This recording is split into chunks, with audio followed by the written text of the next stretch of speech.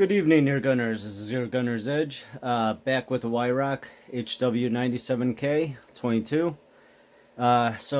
Conclusion definitely was dieseling. You can see a very high gloss spot from the heat, and this side of the lip you can feel a little deformity. This is a brand new rifle, 500 pellets through it, so someone messed up at the factory. Must put some grease on the end and pushed it through, and that's the result.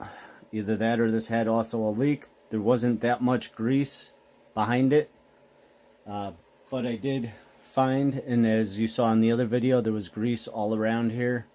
So it is what it is. I would have probably had to, or anybody would have had to probably send it back if they weren't planning on tuning it, because it would have only got worse.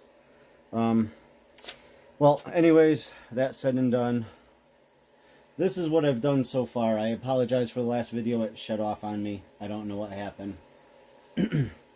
Okay, so the piston. There was the burrs here. I took some 800, rolled it up, got in here, all nice and smooth, and on the inside. I cleaned this completely of grease. Before I put the new top hat on, before I put the new piston seal on, I noticed inside, right in here, which is probably going to be almost impossible to see, was very rough. Whether it was just from the machining or the old spring was never polished or anything.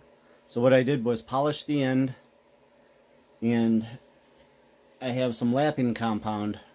So I smothered this and literally just put this in there, was holding the pressure with the spring and just continuously turning till I got a very nice surface inside. Now on the new one, we'll have a top hat, so that's why I mostly wanted it smooth. If I ever do change it and have a polished spring, you want it to be on a polished surface, just to easily rotate inside when cocking and discharging. So that's what I did with that. What I also did is, if you can tell from the last video, this is completely polished. Did I have to? No. But I put the drill bit there, had 1,000 grit, and I just polished this up. So if this ever gets taken apart by anyone else, they will see some workmanship that went into this rifle. I want to absolutely get the best I can from this rifle. So I'm doing everything I can to increase any kind. I had a burr. This is the aftermarket Vortex spring. I had a burr on the outside. I knocked that down. And inside I had a really big plastic burr that was sticking up. I actually, if I could find it. Oh, here we go. Just by hand, I spun this in there. I left a nice chamfer right in the side, and I also used a little oil with 1,000 grit, and I hit this whole face, so this is nice and smooth now. I may actually polish it up with a little polishing compound, just to get it almost a mirror finish also. So this is all the work that I am going through to get this rifle to the way I want it, to my specs. This is not necessary. A lot of people won't do this anyways for you. Well, I mean, if you pay them and they do good work, then they will go to these steps. This is my personal, how should I say?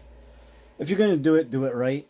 So do everything you can to make it the best rifle you can. And that's my motto. And just take those extra steps. Couple extra steps, 20 minutes here, another half hour here, but in the end I find it's worth it. My personal experience anyways. So next, I found a few videos on the disassembly of this trigger. So I will be taking this all apart, polishing everything up. I'm not going to go through this. Like I said, there's so many videos on this gun and on this trigger that it's not really worth it for me to do this when you can just watch something else, watch so many other videos. So just be careful. There is a nut right here. Does look like it has a supple amount of grease inside, so that is good. Some people don't like grease. Some say it attracts dirt, and to a point they are right. But if you're also out in the weather and water does get in there, that grease is going to help repel it. Dry lubricants are also awesome. I mean, if you take your own rifle apart, dry lubricant is great. It's a gun that you know you're going to take apart later anyways.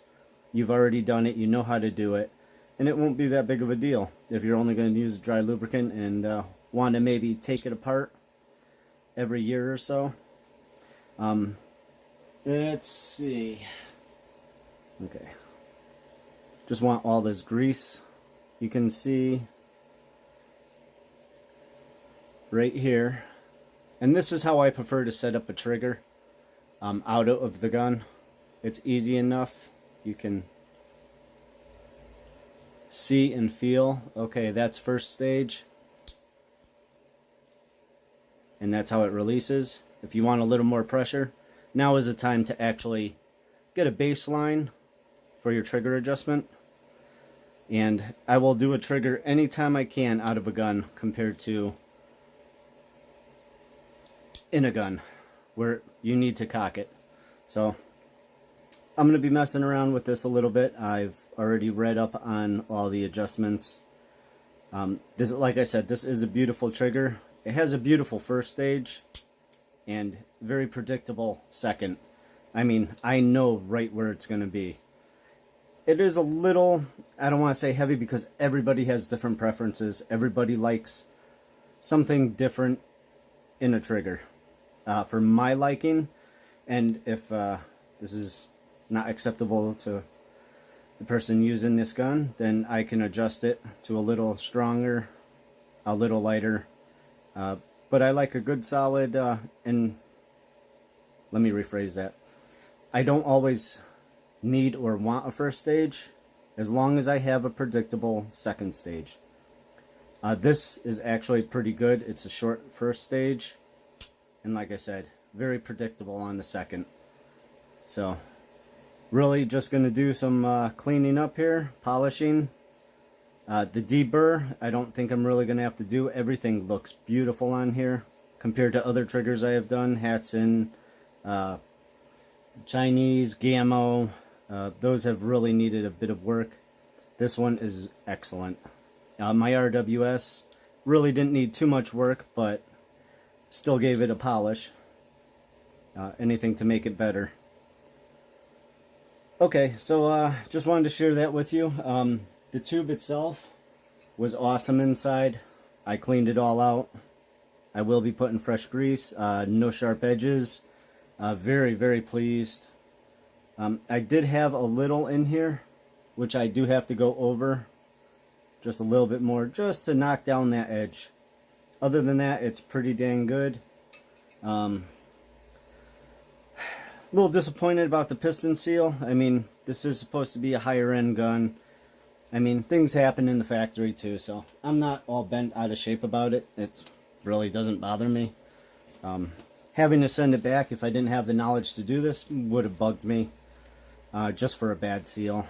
But it is winter time. It's not like I'm out there shooting every single day like in the spring and summer, but nevertheless, you expect to get your money's worth. So a little disappointed, but you know, buy a Chevy, Dodge, Ford import and you're bound to have an issue with one of the vehicles. So anyways, easy fix for me. Was putting the new tune kit in there, but that does explain why I was having some very odd shots and 1.5 mil dot off to 2 mil off on some of my shots. So that was I believe the main cause of inconsistency. But when this rifle was hitting, it was hitting beautifully. Okay, I just thought I'd share that. This is just my cleaning rag tube here. So just the little stuff that you make up as you go along and you figure out. I will do just a light polish here. This is actually very good, so I'm not going to see too much that I'm going to need to do here. Just a little touch up. No reshaping, just a polish. So I will do this, and then this piston will be all done. So other than that, I'm hoping to at least try to get it back together tonight. I don't know what the weather is tomorrow, so I will have to see if it's going to be worth trying to shoot in 20-degree weather, or if it's going to be 40 and rain. I'll just have to play it by ear and check the weather tomorrow. But yeah, probably another hour or two, finished deburring and a little light grease. I only use silicone when I install a piston seal. That was probably the main issue, is they got grease in the front from the factory. Pushed it in, and that was just dieseling and burning off as I was using the gun. So that was causing an issue with the seal. So silicone only on the front, a light coating of grease back here, and little on the latch.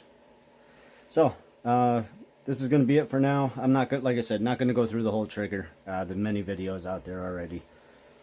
So I will, hopefully in my 4th video, I will be all done with this rifle, and I will test. Okay, thank you guys for watching. I hope you guys have a chance to go shooting, and till the next one.